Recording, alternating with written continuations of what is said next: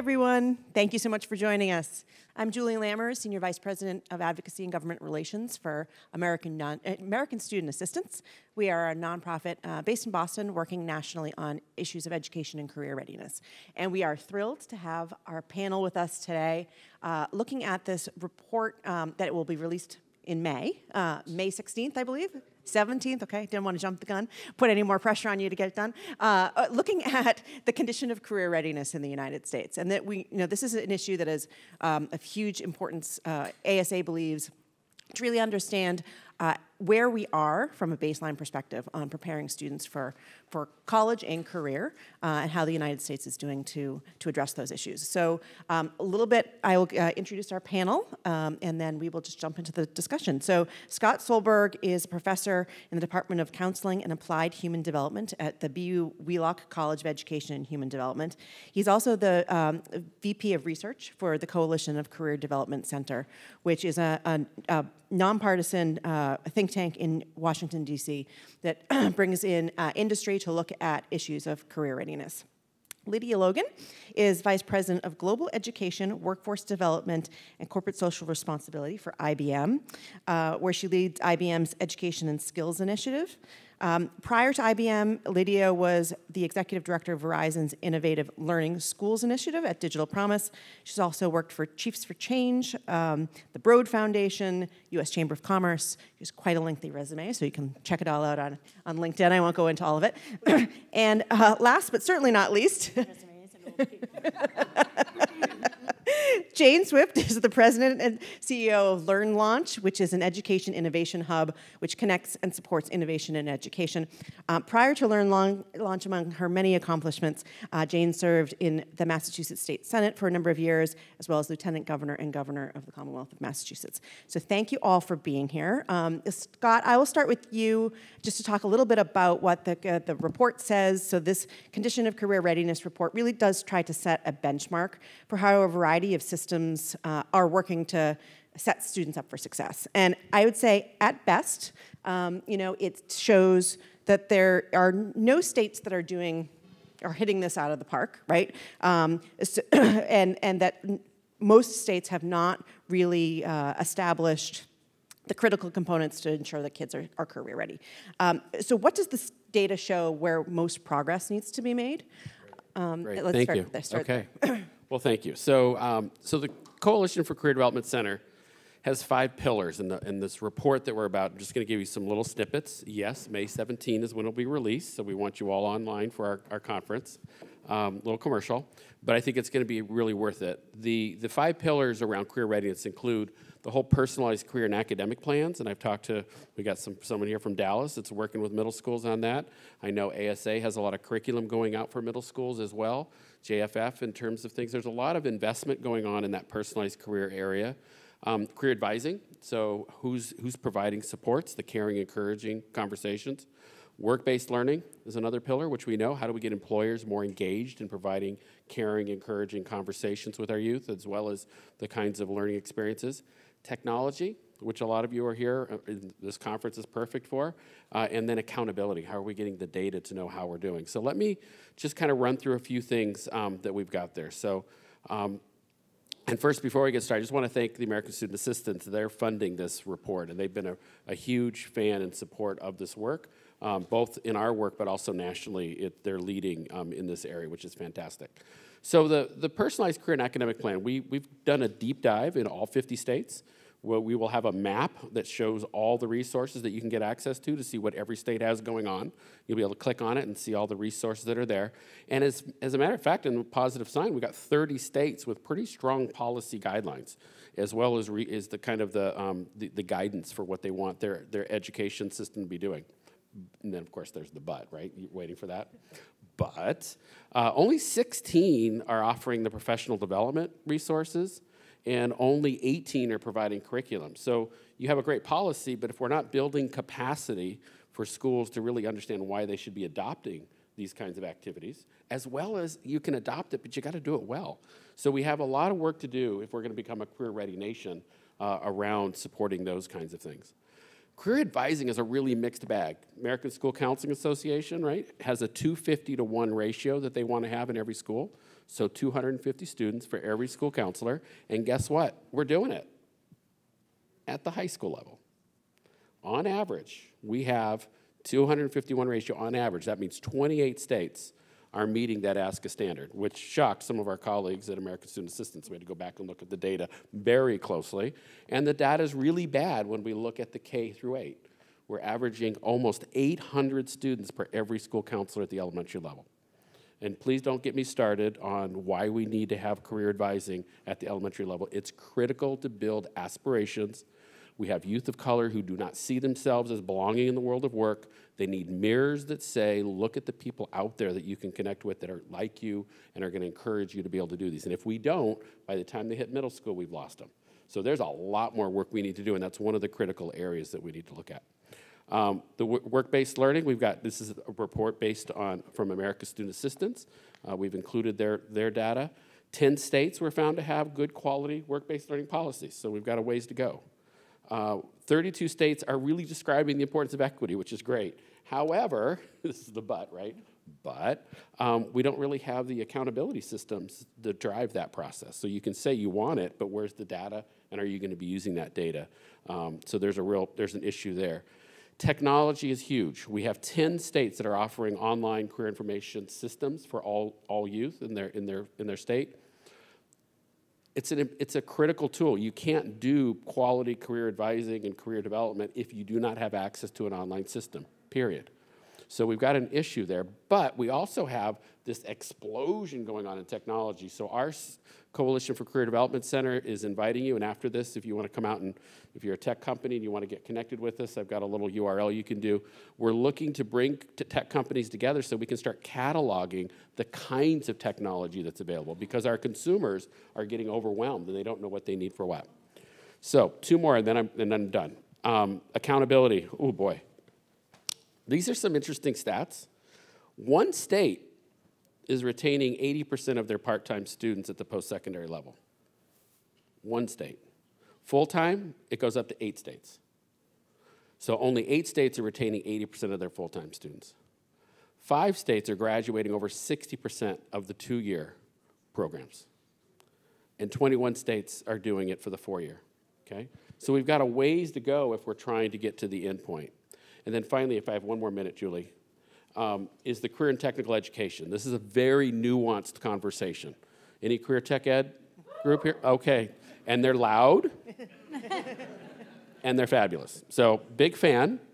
We can't do this work without the career pathways. We can't do this work without talking career clusters. There's a lot that we want to be doing as a model. Did we get an amen on that? Okay. Thank you. So big fan. And I didn't say but. I just said and, because I know otherwise I'll get, people throw things at me. Hey, I got the socks. I wanted to show you. Thank you. The ASA socks are very important. The key issue is that when you talk about your CTE and concentrators, and a concentrator is someone who's gotten 2 credits of career and tech ed courses, awesome things are happening. 47 states are graduating over 90% of their CTE concentrators. 90%. That's phenomenal. 70% of them are going into some form, 40 states are getting 70% of them into the military, employment, or post-secondary ed. That is awesome. We can't say enough about that. But there's a but. You know the but's coming, but I'm going to say and. We don't know enough about the participation rates. We don't know whether we have equity in this system. We don't have it. Okay, we don't have an understanding of it, so we got to push on that. The other thing is we have apples to oranges. When I tell you that only 3 states are placing 70% or more of their students in post-secondary compared to 40 states for CTE concentrators, when it's only that small amount, it's because we're only counting post-secondary. So it's an apples to oranges. So we need OCTAE, which is our Office of Technical, thank you, and adults is at the end of that. We need them, and we've talked with them about it. We need to take that data set and we need to expand it for all students. So every single state can know, how are we really doing? Are we getting them into employment? We want them to. Are we getting them into military? We want to see that too, as well as post-secondary. And then we can start having the conversation. So this is a tidbit. This is actually 100-page report, so there's a lot more data than this, but just wanted to give you a taste of Thanks, it. So thanks so much, Scott. So really that's just a high level of sort of where we are, and I think what it points to is there's a lot of room for improvement. Well, let's be positive about it, right? There's a lot of things that we can do. So Lydia, let me just start with you. So before I turn to your work at IBM, in the work that you did, whether it was Chiefs for Change or the the Chamber of Commerce, you saw quite a bit about sort of how our systems were built and created the data that Scott is pointing to now. Tell us a little bit about what you saw in that work and why you believe we are where we are. So when I was at the Chamber, we talked a lot about global competitiveness and where do we find our talent, how do we develop our talent, and what are other countries doing that we are or are not doing, and when do they look at us to learn from us, and when are they looking at us to compete with us? So if you think about the way that we developed our system, right, we were developed, and all of you probably know this, on an agricultural model. That's why we have summers off. We go for 9 months and then we're off for 3 months. Other countries have year-round schools. They were not built on an agricultural economy. We still have summers off. We don't necessarily need to. We haven't changed that. Right, kids need to be off in the summer because they need to help harvest crops.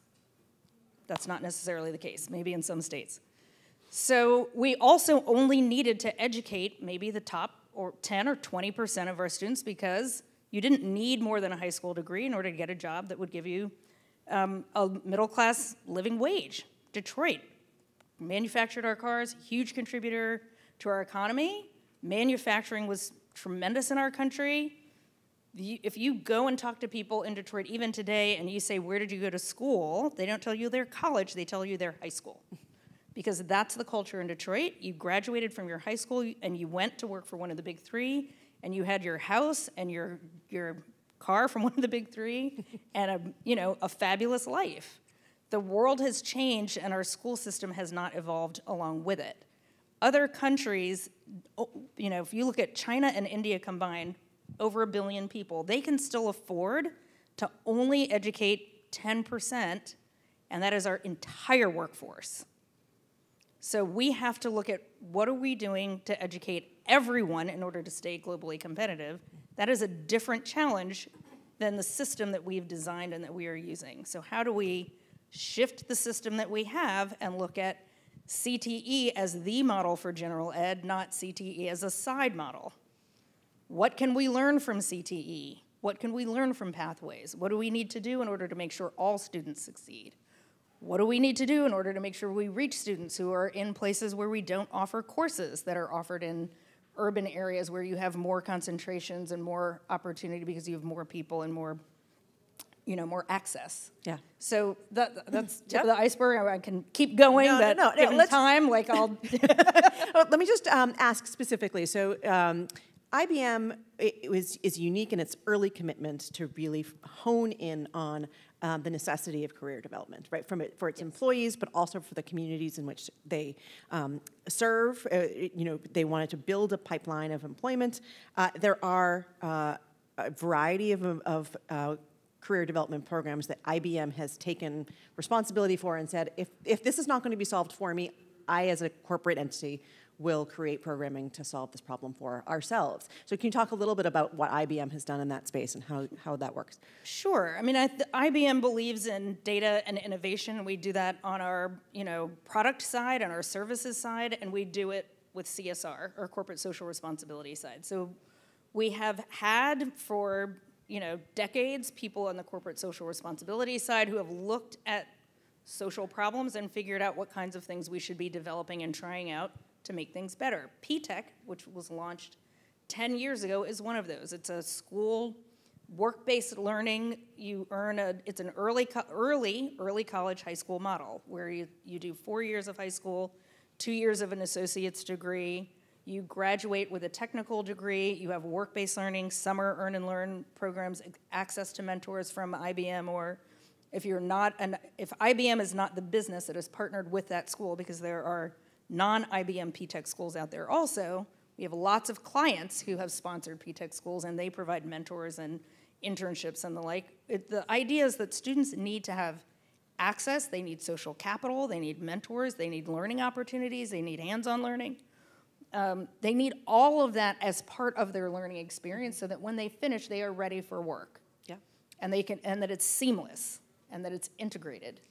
One of the other major shifts that IBM has made is to skills-based hiring. Now, a lot of the metrics that show up in Scott's report are not necessarily skills-based, right? They are basic information like graduation rates and have you achieved a certain academic level. It's not necessarily looking at an assessment of your skills.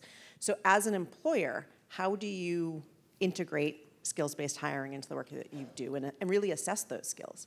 Yeah, so I'm not gonna go way deep into the HR side of our house, because I'm gonna stay in my lane on the CSR side, but what I can say is, IBM is on the leading edge of doing that work. So we have taken a lot of our jobs and we have removed the 4-year degree requirement where it is really not required. As a hiring manager at IBM, you go through training, and one of the things you are asked before you post this job and you write this job description is, does this job truly require a 4-year degree? And if it doesn't, do not check this box that says 4-year degree required before this gets posted. That's the first step. Any company can do that. Any company can do that. Now, there's a lot of additional work that we do in making sure that the job description is written correctly and that you're using, skills that make sense that are aligned to the job. But just asking your managers that question and saying, don't check that box, don't write it in the description, opens up the candidate pool. We have seen diversity increase with underrepresented minorities by over 30% in our applicants and our hiring. We have we've seen, I think it's a 50% increase in candidates who are hired who are from underrepresented minorities. It's 77% increase in other categories. No, it's 77% of black people are left out of those candidate pools if a 4-year degree is required for those jobs. Mm-hmm. So it was also a diversity play for us. We wanted to make sure that we were making jobs at IBM and jobs in the tech sector available to people who have been kept out. And it was an artificial barrier, and so it's been removed. Is it perfect? No. Are we continuing to try to make it better? Yes. And are we encouraging our clients to do the same? Absolutely. That's great. So, Governor Swift, let me turn to you. So your organization, LearnLaunch, focuses on developing innovative solutions to help business education leaders embrace change, which is a challenge, I'm sure, especially now that so much rapid change is happening with the pandemic. Can you tell us a little bit about how your work brings business and education together with ed tech to innovate around classroom to career innovations? Sure. So I'm not going to make an excuse for why we still have summers off. I live on a farm. I raised my 3 daughters on a farm. They do nothing but get in the way in the summer. And so there's not an excuse for that. And actually, it's, just as an aside, it's more about a system that fits the needs of adults more than it fits the needs always of children. Having said that, we are at a time where I see enormous opportunity because the amount of disruption that has happened in education it's created unbelievable challenges in what our educators have done and the way that they have stretched to try new things, to keep learning going, just like parents have done and many other workers in healthcare and other places. But that creates opportunity, which isn't necessarily the inside out of exhaustion. But in the midst of that disruption, we have an opportunity. Having said that, we are at a time of enormous change, and change is happening so rapidly that I do think, in fairness to both our government institutions where policy is set and our education institutions where practice happens, we need to remember that the rules that are set up to govern those institutions are designed to move slowly. So again, not defending the agrarian calendar, but none of you would be happy if government changed every single rule really quickly without any thought. So that, again, I'm not defending current way that government works either, but in general, having deliberative forms of government is good. It does not work with the velocity of change that all of you that are in ed tech and the folks who are inventing these exciting new innovations are creating. And so what we believe at LearnLaunch, and I believe to my very core, is we need to create new ways to collaborate among these organizations who all share the same goal ultimately, but who have very different stakeholder demands and different ways of operating. And so oftentimes if you can align people around a goal and create opportunity, you can overcome some of those structural barriers. So one of the ways, I'll just give you a very quick example that we did this during COVID, is we took all of the great inputs that we were receiving from innovators, companies, foundations, et cetera, who are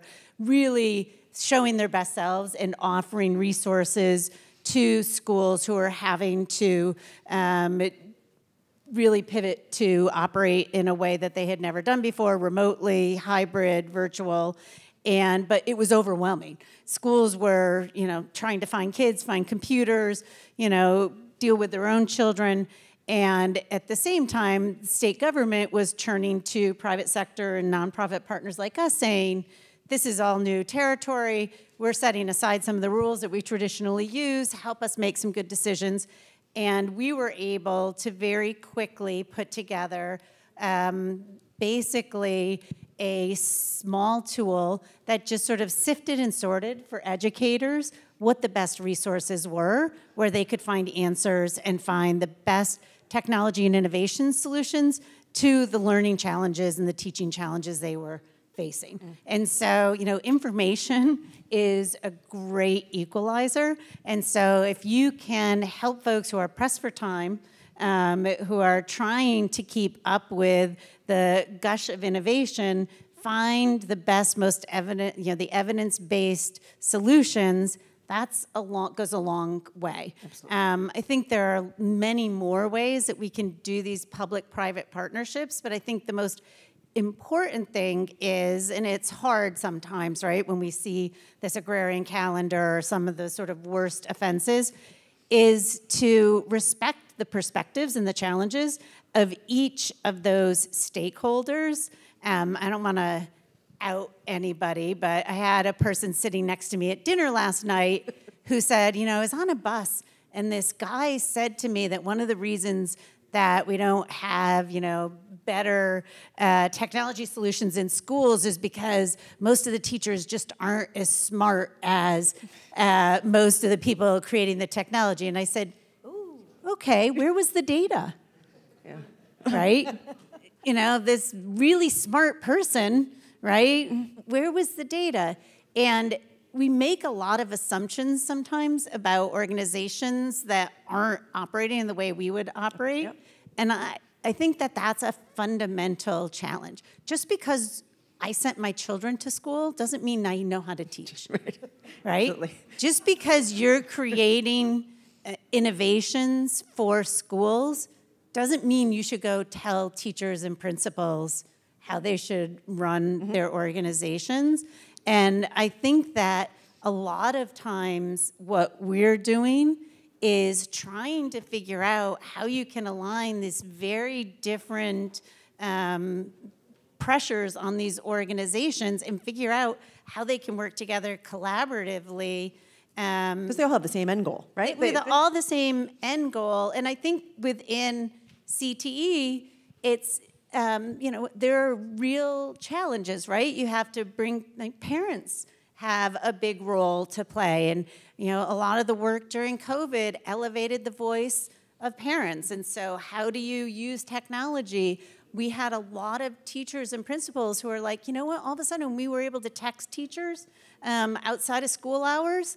We were able to communicate so much more effectively with parents and get feedback back and forth. And so helping folks to see the benefits rather than the deficits that introducing these new programs and technologies can create to make their jobs easier as opposed to always having this deficit mentality of, you didn't do this, and so you must do that. Right. And, if you're not doing this, it must be because, you're not as smart as me. That's usually not the reason. So one of the stakeholders that I think is really important to bring in is employers. I think IBM has done this particularly well, but we often see that the onus to solve this career readiness problem is left to schools, right? It is, the schools are not preparing kids well enough for career. How do we make employers more of a solution provider and more of an integral partner in helping schools prepare kids for the future?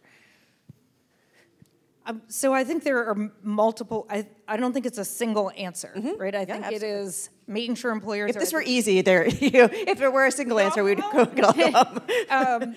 So part of it is making sure employers are there when the policies are being made and making sure that the policies make sense. Yeah. I think it's also making sure that things are not too static for too long. So there are some things, for instance, that I remember. I haven't worked really deeply in CTE most recently. I'm getting caught up again, but about which jobs are growing in certain places, and those growth metrics are sometimes retrospective, and so their schools are purchasing equipment based on lists that were made 3 years ago rather than forward-looking. Right.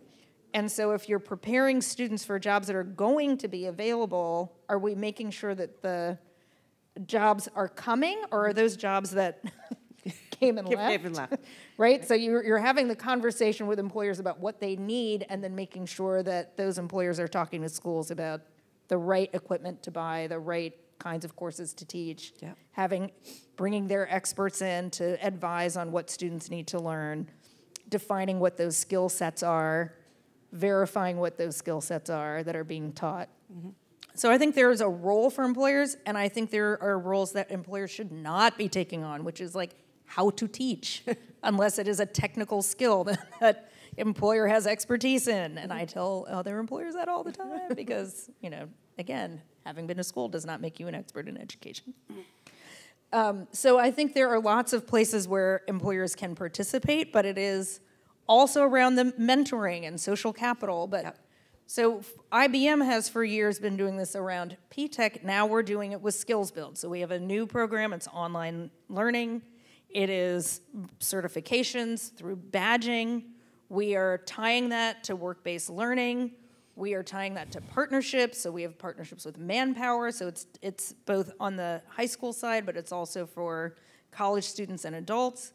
We believe that there needs to be this connectivity, that people don't start and stop, they continue, and we need to make sure that they can continue, and the system facilitates that. So that you're, the earned learning that you're doing at work, you have something to show for it, and that something can be taken to a college or a university, and that you can get credit for it, and that you can take some courses in a university, and you can take that to an employer, and they understand what that means, and then you can earn some badges with a training provider, and you can take that to an employer or to a college. That it doesn't need to be, it's almost never going to be a direct path anymore for people. And with this, digital transformation that we've been through, people need to continue to learn in order to stay current in the job they have or to get the next job that they want. So this is not just a question of students being prepared for work once coming out of high school. It is getting a job and keeping a job. And I think, companies have a lot of resources, and because companies are not having to build these ongoing training and retraining, I think there's also a lot of lessons to be learned about how you keep up with that pace of change that can be shared with policy leaders. If you're in public policy, you have to know a lot about everything, right? And so helping to be able to frame how you're keeping up with that changing nature. And most data collection is backwards looking, right? So what are the ways that you're able to do forward looking projections, I think is the kind of inputs that often policy leaders look to the private sector to say, what are you seeing? How can we use your insights to help build more forward-looking public policy? That's a great example. Yeah, that's great. So one of the things that you talked a lot about was the alignment necessary, right, between education, ed tech, all sorts of different stakeholders. One thing I'd love to hear your perspective on is, you know better than anyone, having served as a governor, that even the education workforce systems in a state aren't always particularly well aligned. I know you've had some experience in the last couple of years interacting with states that are doing this well and are trying to sort of get out of the way to create policy that takes down some of the roadblocks. I know you mentioned Virginia might be doing this. Tell us a little bit about what that looks like and why it is they're focusing on this. So I think often what we see, and this is not just in education or just in workforce policies, is we'll have these pockets of excellence, right? We'll have IBM will create a great P-Tech program, or we'll see a school, somebody was pointing to somebody who's doing something awesome in Texas in middle school, and we don't replicate and scale. And what I increasingly believe is context does matter, right? And you can't just take what you did in Armonk with a particularly dynamic principal and just say, here, put this in Pittsfield, Massachusetts, and throw this out into, Detroit, Michigan. It's just not going to work. But 2/3 of it, that's what number I'm using, something close to that, probably can be like a 2/3 design. And what we have to start doing is saying, from implementation, we have lots of great, don't be offended, although I probably, by the time this conference is over, will have offended everybody. But I'm using the widow card, so don't give me a hard time. So researchers are really good at saying, these are the things that are proven, this is what we should do. And then policy leaders set policy, but very few people take what you then implement, even in these best practices, and figure out how you go from either bottom to top or top to bottom. And so I think what you need to do is take the great ideas, where you're doing the implementation, take from those implementations and do the 2/3 design playbook, right? And then so say, hey, you said you wanted to do this thing like P-Tech. Here it's 2/3 done. And here are the 5 organizations who you should have help you do the last mile, right? The last 1/3. And here are the things that have to be related to the regulations in your state, the needs of your job community. And so we don't reinvent the wheel every single time, but this replicability and scale is the thing that we just have not been able to get right. So from what I've lived through in COVID, where the best ideas, it was so frustrating, right? You're watching TV every night. Parents are literally pulling their hair out because we can't find what's working in some places. And what we found is when peers talked to peers and saw things that were working, they couldn't take them exactly. Right. But because of Zoom, so we cut down on how much time it took to share best practices.